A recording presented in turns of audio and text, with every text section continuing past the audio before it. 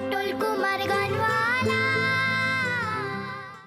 কলকাতা গিয়ে বাপরে খুঁজে বের করব, তারপর দেখে নেব সে কত বড় গাইয়ে। তারপর তার চেয়েও মস্ত গাইয়ে হতে হবে আমার। মা বলেছে বাপের পরিচয় আমার চাইনি, তাই আমি বাপের কাছে কিছু চাইবো না, শুধু একটিবার তার গান শুনতে চাই। শুনে বুঝে নেব সে কত বড় গাই। সে যত ভালো গায় তারপর তার থেকেও ভালো গাইবো আমি। সে যত গান জানে আমি তার চেয়েও বেশি গান জানবো। তার জন্য আমার অনেক গান শিখতে হবে, অনেক গান। অত গান তোমার সুজনও জানে না।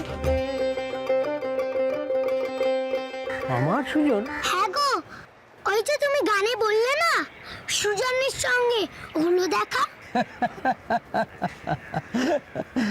তুই আমার সুজনকে চিনিস নাকি? জানিস সে কে? জানিও আর চিনিও। সুজন কুমার তো, কিন্তু ও খুব বাজে। গান ভালো গায় কিন্তু ওর জন্যে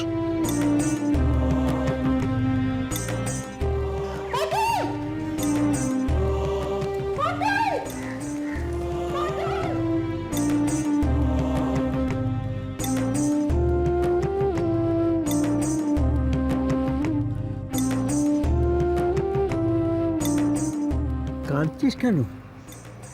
এমন সুন্দর ছেলের চোখে জল আনে এমন পাশক্য কে? সুজন কুমার নাকি? ওর পেছনে ছুটলাম বলেই তো আমার মা সূর্য খারাপ হয়ে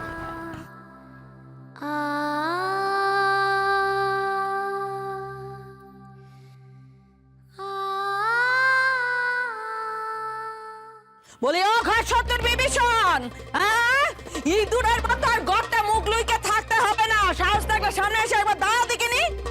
বলি হলাটা কি? কি হয়েছে? হ্যাঁ,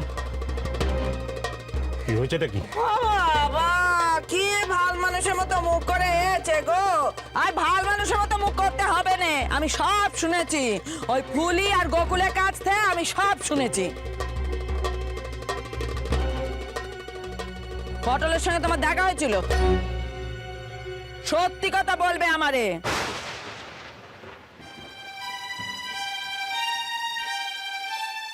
কি গো, দেখা হয়েছিল সে বেটির সঙ্গে? কোথায় কি বৃত্তান্ত সব খুলে বলো, কিন্তু নাহলে আজ আমি তুল কালাম করে ছাড়ব।